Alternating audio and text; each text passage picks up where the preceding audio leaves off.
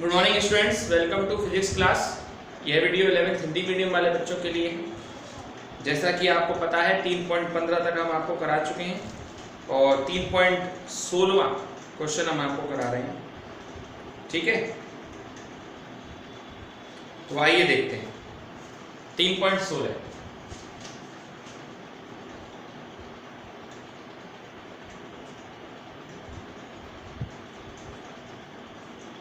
चित्र 3.20 में स्मॉल ए से स्मॉल डी तक के ग्राफ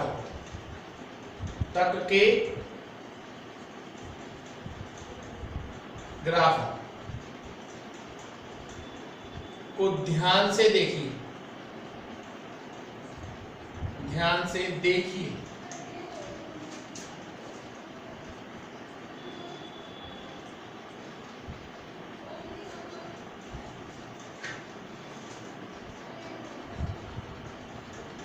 और देखकर बताइए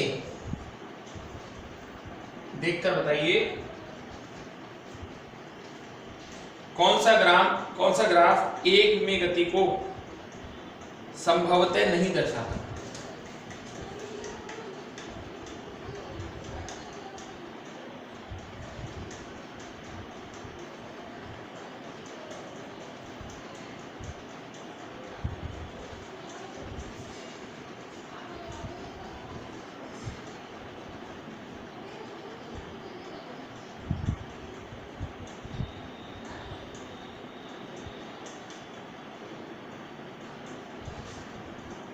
आपको बताना है, ग्राफ बनाऊंगा मैं और आपको बताना है कौन सा एक में गति को दर्शा रहा, कौन सा नहीं।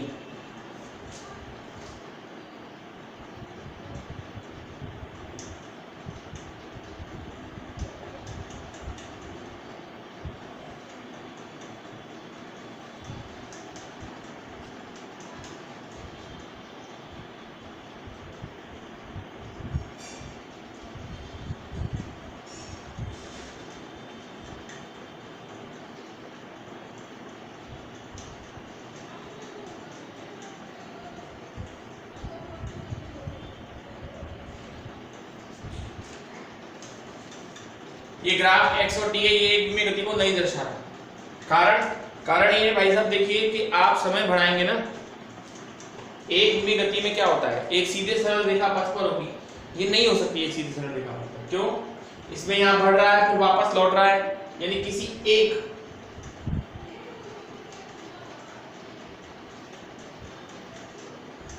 समय पर विस्थापन की दो वैल्यूज होंगी, नहीं बता सकता।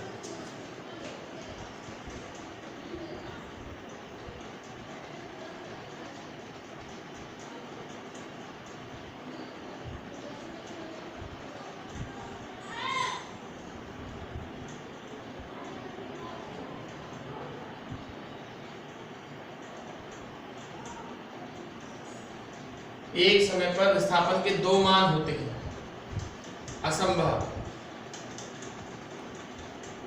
देख लीजिए, ये एक समय है, यहां पर विस्थापन की दो वैल्यूज आ सकती है, वो तो गलत है। ठीक है, तो ये एक में गति को नहीं दर्शाता। दूसरा ग्राफ देखिए,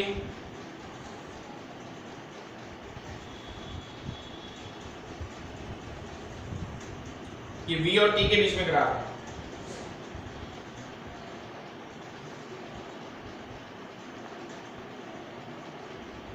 वेग और समय के बीच में ग्राफ त्वरण को दर्शाता है और इसके हिसाब से तो मतलब ही नहीं है, ये भी नहीं दर्शाता। आपको मैंने जितने ग्राफ पढ़ाए थे उनमें भी नहीं दर्शा रहा ये भी आपका एक में गति को नहीं दर्शाता। ठीक है, कारण उसका बहुत सीधा सा है कि होने को तो ये वेग और समय के बीच के ग्राफ है, पर ये द्विमीय गति होगी, एक में गति नहीं होगी। द्विमीय गति के लिए आता है ऐसा ग्राफ, असंभव है ही नहीं। तो ये जो दोनों ग्राफ आपने देखे हैं, हमको इन ग्राफों को देख के ये बताना है कि कौन सा एक में गति को दर्शा रहा है और कौन सा नहीं दर्शा रहा है। तो क्लियर है कि ये दोनों ग्राफ जो हैं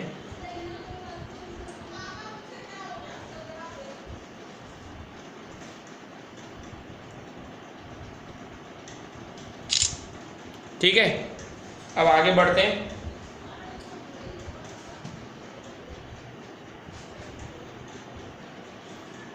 आगे देखिए सर,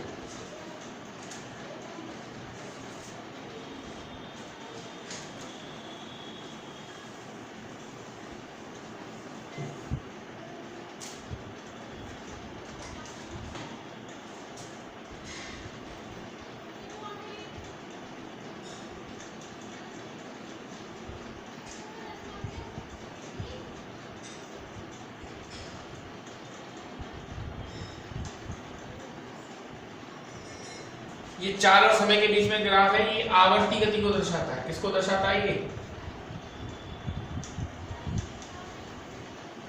और आवर्ती गति द्विविमीय गति होती है। कौन सी गति होती है? द्विविमीय गति। तो ये भी आपका जो है एक विमीय गति को नहीं दर्शाता। अगला देखिए,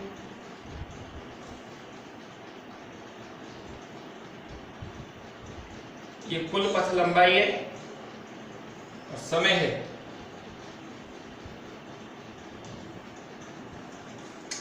ये भी नहीं दर्शाता, कारण इसके हिसाब से समय बढ़ रहा है, पथ लंबाई नेगेटिव हो गई, माइनस में आ गई, जो कभी होता ही नहीं है।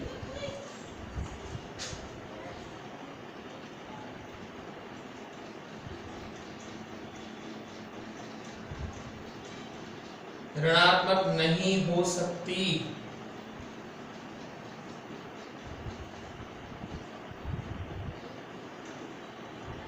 असंभव।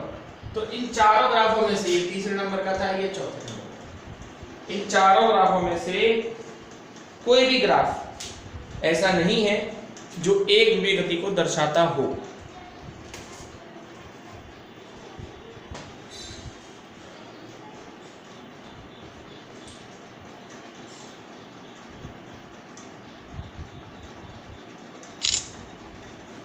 चलिए आगे, अगला क्वेश्चन।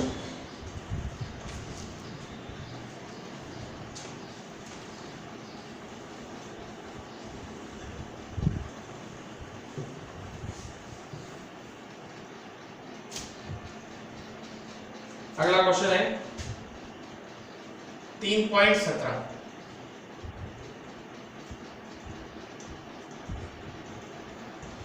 चित्र 3.21 में, एक में किसी कण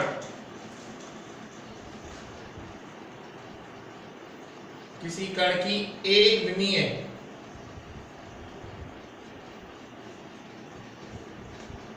गति का xt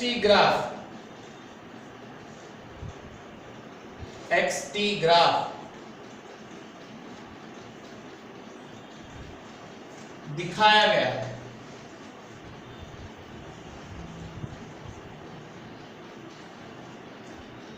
ग्राफ से क्या ये कहना ठीक होगा?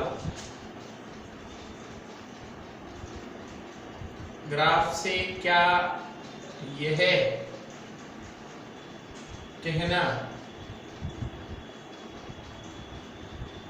ठीक होगा कि कण t<0 के लिए t 0 के लिए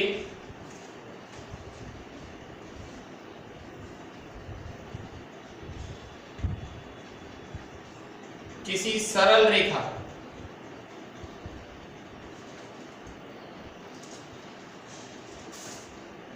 और t 0 के लिए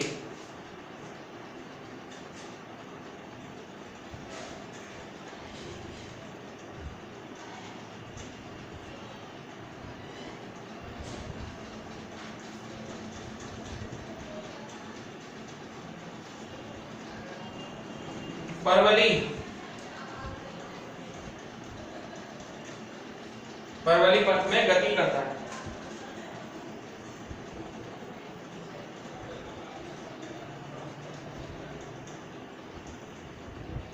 यदि नहीं तो ग्राफ के संगत कोई भौतिक संदर्भ का सुझाव दीजिए।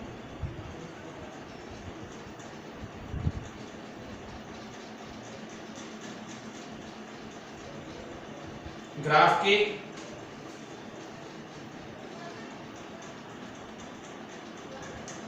संगत किसी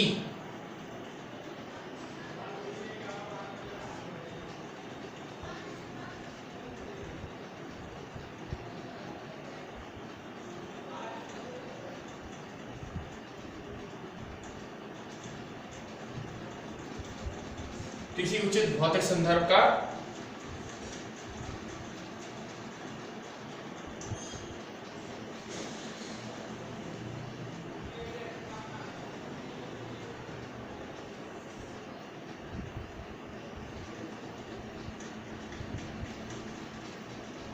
टी और एक्स का ही ग्राफ है। टी लेस देन 0 के लिए तो सरल रेखा है, बिल्कुल सही बात है। टी लेस देन 0 के लिए भी क्या है, ये सरल रेखा है। टी ग्रेटर देन 0 पर x बराबर क्या होता है, ut plus half A T square, और u बराबर 0 होता है, x बराबर क्या है, हाफ ए टी स्क्वायर, और x प्रोपोर्शनल टू क्या आया, टी स्क्वायर। देखिए x भी एक चर राशि है, चर यानी जिसके मान में परिवर्तन हो सके। x के मान में ही परिवर्तन हो सकता है और t के मान में ही परिवर्तन हो सकता है। अगर एक तरफ किसी एक तरफ चर राशि की एक घात हो और दूसरी तरफ चर राशि की दो घात हो तो परवलय का समीकरण है।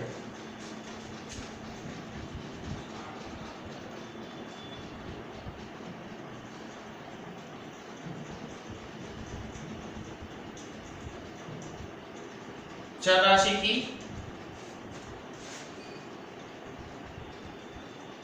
एक घात तथा दूसरी ओर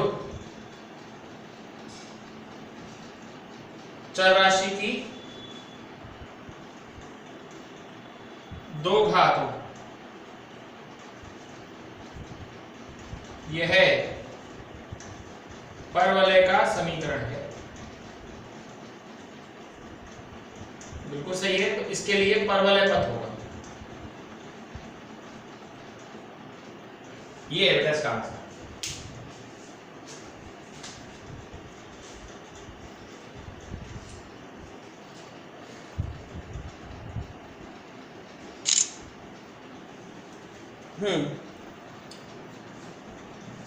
चलिए सर आगे चलते हैं।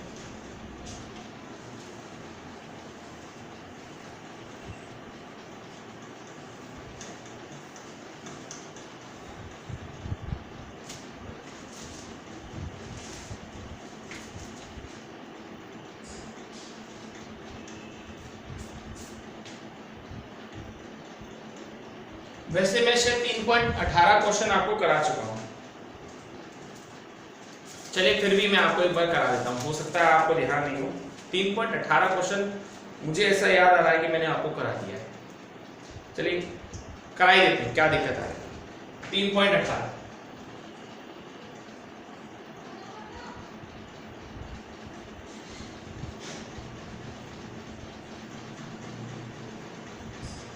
किसी राजमार्ग पर पुलिस की गाड़ी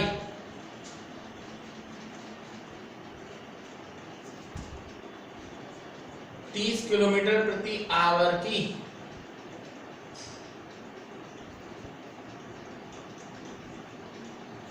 चाल से चल रही है, तो पुलिस की गाड़ी यदि उसी दिशा में 192 किलोमीटर पर आवर की चाल से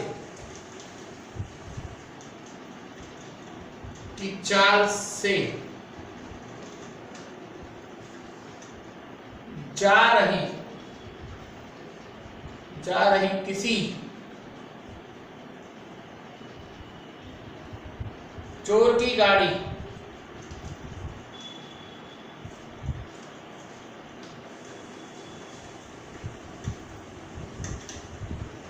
पर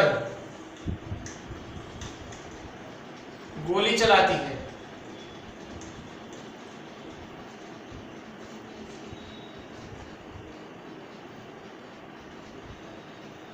यह उसी दिशा में 192 किलोमीटर प्रति की चाल से चोर की गाड़ी पर गोली चलाती है। यदि गोली की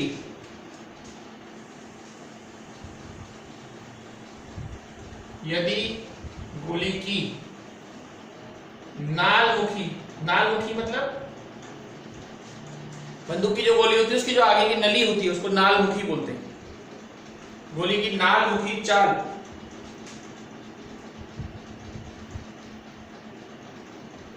150 मीटर पर सेकंड है तो यह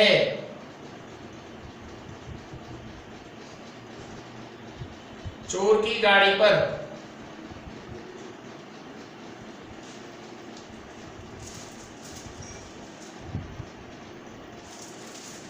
गाड़ी पर किस चाल से आघात करेगी?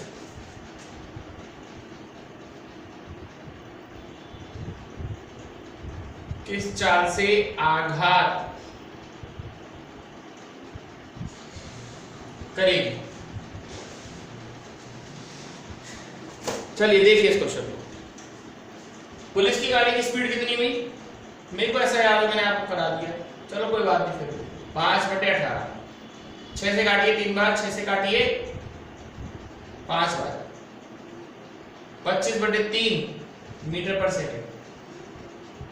और चोर की गाड़ी की स्पीड कितनी है? 192 किलोमीटर आवर। 5/18 6 से काटिए 3 बार, 6 × 18 6 दूनी 12, 5 दूनी 10, 5 से लगे 5 × 15 1 16। और गोली की नालमुखी चाल मजल स्पीड, नाल को मजल बोलते हैं, 150 मीटर पर सेकंड। देखिए पुलिस वाला जब गोली चलाएगा तो सीधी सी बात है वो जीप में से बैठ कर ही तो गोली चलाएगा, जीप में बैठ कर ही गोली चलाएगा। तो जो गोली की चाल होगी वो उसकी नालमुखी चाल और पुलिस की चाल के योग के बराबर होगी, नहीं होगी? आप बताइए। हाँ भाई बताओ, अगर पुलिस वाले ने गोली चलाई तो गोली की जो चाल होनी चाहिए वो उन दोनों चालों के योग के बराबर होनी चाहिए।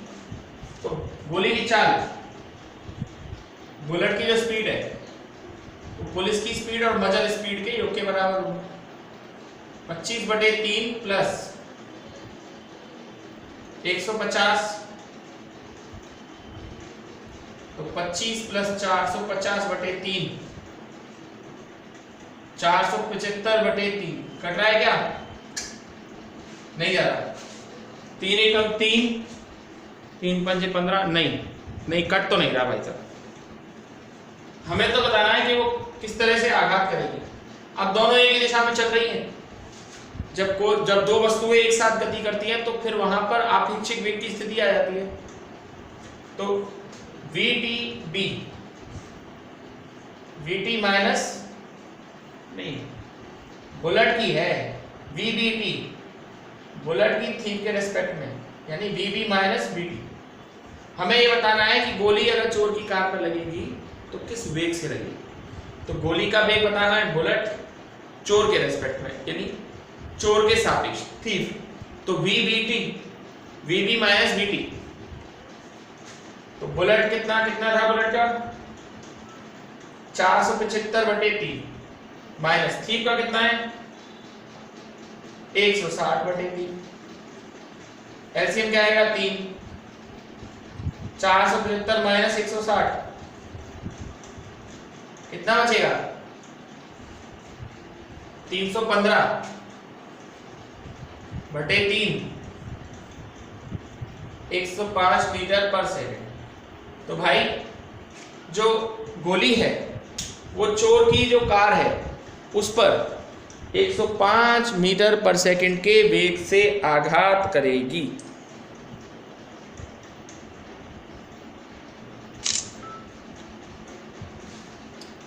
ठीक है, तो अब 2-4 क्वेश्चन रह गए हैं, उनको हम कल आपको करा देंगे। Okay, that's all.